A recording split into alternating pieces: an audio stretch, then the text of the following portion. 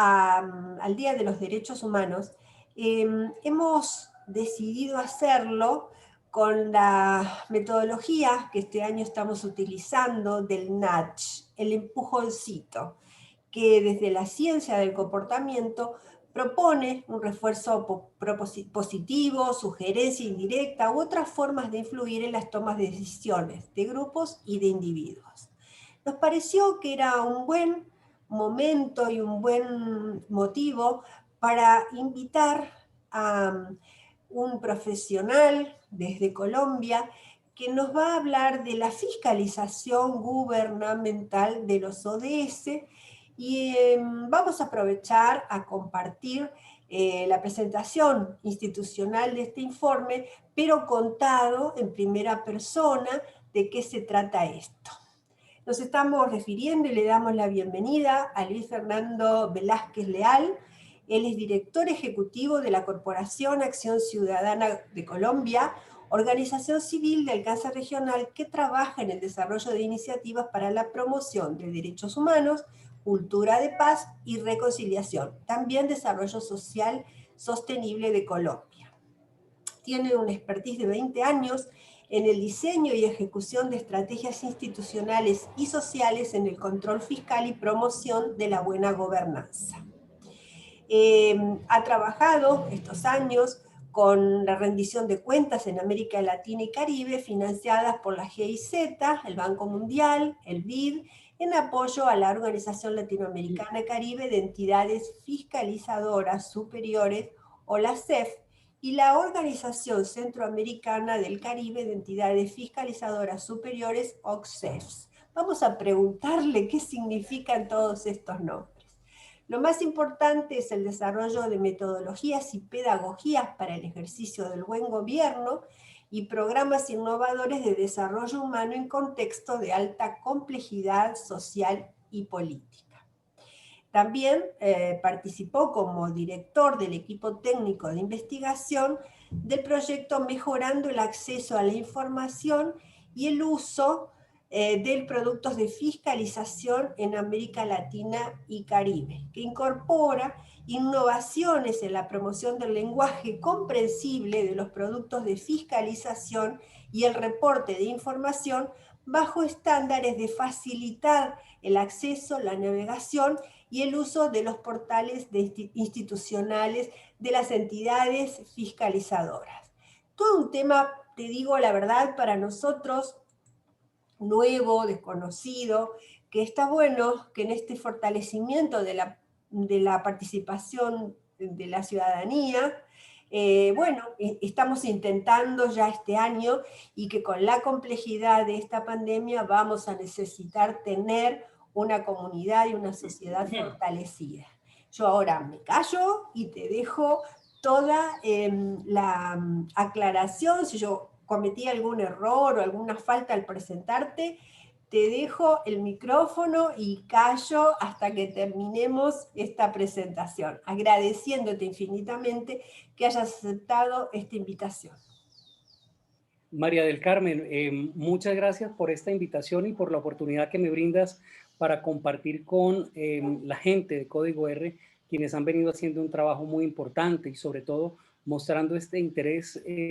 sobre este, que es un tema importante. Quiero contarte, primero que todo, algunos antecedentes. Como tú muy bien los mencionabas en la presentación,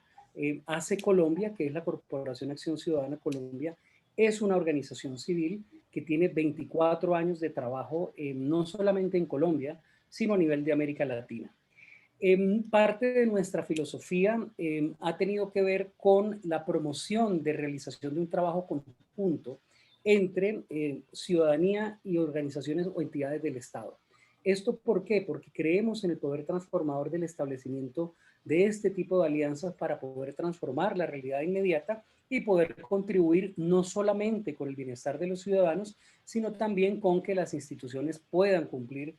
sus propósitos misionales. En ese sentido, quiero contarle a nuestra audiencia que desde el año 1998 nos dimos a la tarea de participar en una iniciativa muy interesante y era cómo mejorar la calidad de la fiscalización de los recursos públicos con la participación ciudadana. Y en ese entonces apoyamos a la Contraloría de Colombia para construir una metodología que se fue consolidando no solamente en Colombia, sino también en América Latina, precisamente por el éxito y los resultados en la fiscalización. ¿De qué se trata el tema? Se trata fundamentalmente de que esta labor de control institucional, que por lo general está regulada mediante procesos auditores regulados por normas internacionales de auditoría, pues puedan contar con insumos en los cuales la ciudadanía pueda contarle al auditor y decirle, mire, lo que yo veo es que los recursos no están bien invertidos, la ejecución de los programas públicos han tenido determinales o tales falencias. Entonces, mediante un trabajo conjunto entre los auditores y la opinión de los ciudadanos, la ciudadanía, universidades, medios de comunicación, etcétera, poder mejorar la calidad de esos informes y que realmente los informes muestren y reflejen la realidad de los recursos que se están vigilando o se están auditando. Entonces, desde ese entonces empezamos nosotros a generar una serie de estrategias, por un lado, para mejorar las capacidades institucionales, procesos y procedimientos que permitieran la vinculación de la ciudadanía a este tipo de control, pero también trabajando con las organizaciones civiles para que conocieran en qué consiste un proceso de auditoría, qué es un plan de fiscalización, por qué es importante que los ciudadanos, además de estar vigilantes de la inversión de los recursos públicos, pues puedan vincularse de una manera propositiva al control.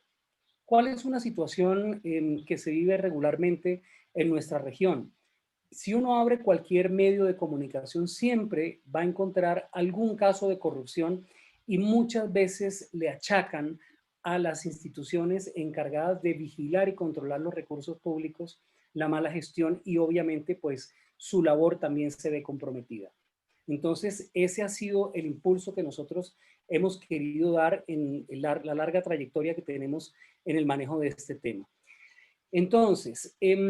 esta fiscalización lo que busca fundamentalmente es que se abran estos espacios de diálogo con la comunidad para que la comunidad, los ciudadanos, puedan dar una información valiosa que de lo contrario un auditor no tendría por qué enterarse o no tendría por qué saber, entre otras cosas, porque los procedimientos de auditoría son unos pasos que vienen establecidos regulados por lo general en los marcos normativos legales de cada uno de los países y dependiendo del alcance, de las metodologías, etcétera, pues tienen mayor o menor éxito para detectar el fraude y la corrupción en el manejo de los recursos públicos. Entonces, ese ha sido un poco el tema de la trayectoria de nuestra organización y esto ha ido abriendo otros espacios que, como tú muy bien lo mencionabas, hacen relación a que estos informes se puedan conocer y puedan ser bien entendidos. También quiero contarles que en nuestro continente, particularmente en nuestro país, se inició finalizando la década de los 80, 90, ejercicios de control social. Y muchas de nuestras organizaciones vienen haciendo control social, pero también hay un gran desazón, aun cuando ha habido éxitos importantes en el ejercicio del control social, también hay una sensación de desazón cuando vemos que el ejercicio de control social muchas veces no da los resultados o no conducen a las sanciones que como organizaciones de la sociedad civil o como ciudadanos quisiéramos. Entonces, esta metodología lo que también ha ayudado es a poder juntar ese control social con ese control institucional y así poder fortalecer, obviamente, la calidad la calidad de los servicios y de los programas gubernamentales, pero también poder generar confianza y trabajo conjunto. En este sentido, como les comentaba, hemos tenido un recorrido con varias organizaciones de carácter regional, particularmente con la Organización Latinoamericana y del Caribe de Entidades Fiscalizadoras Superiores, o la CEF, que reúne a contralorías de América Latina y el Caribe de 22 países. Esta organización, a su vez, pertenece a una organización internacional que es la Organización internacional de entidades fiscalizadoras superiores que reúne a otras organizaciones regionales en África, Asia, Europa, de tal forma que 8 organizaciones regionales conforman esta gran organización de fiscalización que por lo general dicta normas internacionales de auditoría, realiza proyectos y programas de fortalecimiento de capacidades precisamente para mejorar el control. Gracias al éxito que tuvo el proyecto de la Contraloría General de la República de Colombia y de la cada vez más interés de la ciudadanía en incidir en los recursos, el manejo de los recursos públicos, pues el tema de la participación ciudadana ha venido cogiendo una importancia bastante significativa en materia de relacionamiento con las entidades de control. En el año 2014 iniciamos un proceso de colaboración desde nuestra organización para fortalecer la gobernanza regional, lo que nos ha implicado un camino bastante importante de cooperación en el que yo puedo resaltar como organización civil la importancia que esto ha revestido para la región y no tanto por el hecho de los productos que hemos tenido la posibilidad y las investigaciones que hemos tenido la posibilidad de elaborar de manera conjunta, sino particularmente porque es una experiencia de éxito que muestra que el trabajo entre organizaciones de la sociedad civil y estas instituciones que tienen la responsabilidad de vigilar los recursos públicos son posibles y es posible hacerlo con éxito. Entonces, ese es tal vez el aporte de nuestra organización, digamos, a todo este tema de gobernanza. En este marco de... En estas 92 páginas que tiene el documento, ¿qué nos deja? ¿Por qué es importante? Está clarísimo que es para fortalecimiento de la ciudadanía y la participación. Sobre todo, ¿qué nos deja y por qué tenemos que leer y tener a mano este documento recién editado en noviembre, ¿cierto? Sí, precisamente hace 2 semanas hicimos la publicación. Esta es nuestra más reciente publicación que se llama Tendencias Regionales del Proceso de Implementación y Fiscalización de los Objetivos de Desarrollo Sostenible en América Latina. En primer lugar, porque hace una radiografía de cuál es el estado de implementación de los Objetivos de Desarrollo Sostenible y cómo la fiscalización entra a jugar allí un papel importante. Que ha sido una tarea muy silenciosa que han venido desarrollando,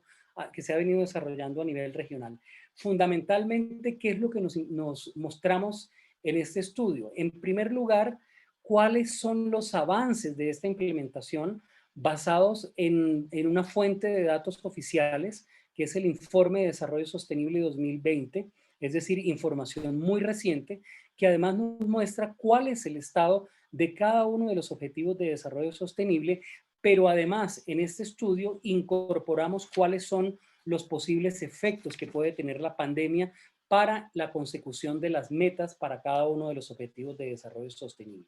Además, muestra un panorama claro entre lo que es la región América Latina y el Caribe con sus 33 países, con un enfoque muy específico en los 22 países que conforman la OLACEF. Además de mostrar cómo avanza esa fiscalización en los países. Básicamente nos interesa mucho compartir con el público lector de este informe cuáles son las estrategias que se han venido implementando en cada uno de los países en materia de renovación del marco jurídico e institucional que permita una mejor fiscalización de los objetivos de desarrollo sostenible, qué tipo de estrategias de relacionamiento con la ciudadanía están utilizando las entidades de control, porque cada vez más se están abriendo estos espacios, pero adicionalmente a eso también cómo han venido desarrollando las estrategias de comunicación con partes interesadas, academia, organizaciones civiles, medios de comunicación, cooperación internacional. Y además, cuáles son las innovaciones que se han venido desarrollando a nivel de la región. Y aquí es muy importante destacar que las entidades de control han venido haciendo unos esfuerzos muy importantes en materia de uso de tecnologías de información. También el estudio muestra cómo se han venido implementando las auditorías de desempeño que son una forma de auditoría que no solamente evalúa que se cumpla el requisito legal o que se cumpla la ejecución financiera, sino que además analiza lo que son las políticas públicas para poder reportar a través de informes de auditoría cuáles son las recomendaciones de mejora para alcanzar esos objetivos. O sea, no tiene solamente propósito de policía, digamos, sino también de acompañamiento y sugerencia, sobre todo en la gobernanza pública, que hasta 2030 vamos a tener 3 turnos políticos. Entonces, ¿cómo juega en ese aspecto?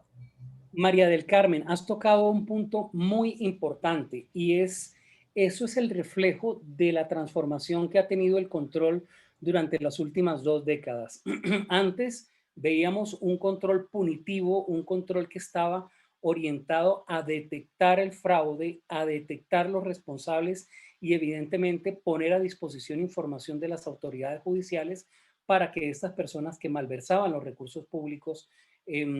pagasen por ello. Todavía se siguen teniendo esas facultades en muchas de las entidades de control, pero este tipo de metodologías va mucho más allá en función de mejorar la calidad de la gestión pública para garantizar que los recursos que se invierten sean realmente bien invertidos y consecuentemente garantizarle a los ciudadanos sus derechos, el derecho a la salud, el derecho a la educación, el derecho al trabajo, etcétera, etcétera. Entonces, aquí, además de mostrar un panorama, hay una propuesta específica de cómo fortalecer esa gobernanza, de cómo fortalecer esa vinculación de la ciudadanía, de la academia, de los medios de comunicación, para fortalecer la calidad del control institucional al cumplimiento de los objetivos de desarrollo sostenible, con una particularidad también muy importante, y es que los informes de auditoría puedan ser reconocidos como unos informes que aportan y representan un valor y beneficio en la vida de los ciudadanos. Por eso es importante conocer los informes de auditoría que se realizan en los programas gubernamentales, porque son informes de carácter técnico que permiten a los ciudadanos tener un dictamen que puede orientar, motivar el control social, puede motivar la deliberación pública, la incidencia sobre políticas públicas y obviamente la construcción de rutas de trabajo conjunto, como por ejemplo construcción de agendas nacionales para mirar a ver de qué forma se puede garantizar el derecho a la igualdad de género, que está asociado con el objetivo 5, como por ejemplo también cómo fortalecer las instituciones. Entonces, estos informes de auditoría realmente lo que vienen es a nutrir con una información técnica y a constituirse en un insumo muy importante para que los ciudadanos podamos hablar sobre eso, podamos deliberar sobre eso. Y aquí quería también mencionar, y tú también lo mencionabas en la presentación, y es que las entidades de control están en un proceso de hacer un esfuerzo claro para que sus informes sean bien comprendidos y que la lógica de la fiscalización sea comprendida por los ciudadanos. Muchas veces juzgamos la labor institucional y no conocemos cuál es el alcance de las instituciones. Y eso lo podemos ver en muchos de los países de América Latina y el Caribe. Aquí, en este estudio, mostramos una ruta que puede ser utilizada por las entidades de control, pero también por la ciudadanía para hacerle seguimiento y motivar que este tipo de rutas o de pasos se puedan cumplir. Cabe anotar que este estudio es el resultado de un proceso de investigación que vinculó a las 22 entidades de control y que además se hicieron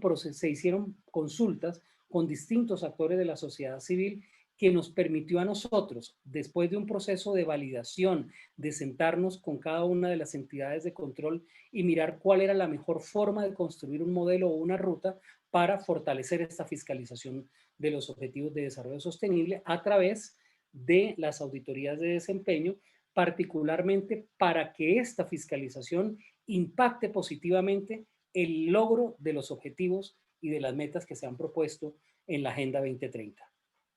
Yo sinceramente te agradezco Cuando vi el informe y sabía de tu disponibilidad a colaborar desde también la ciudadanía global, en esta participación que venimos haciendo, a veces voluntaria, a veces desde las universidades,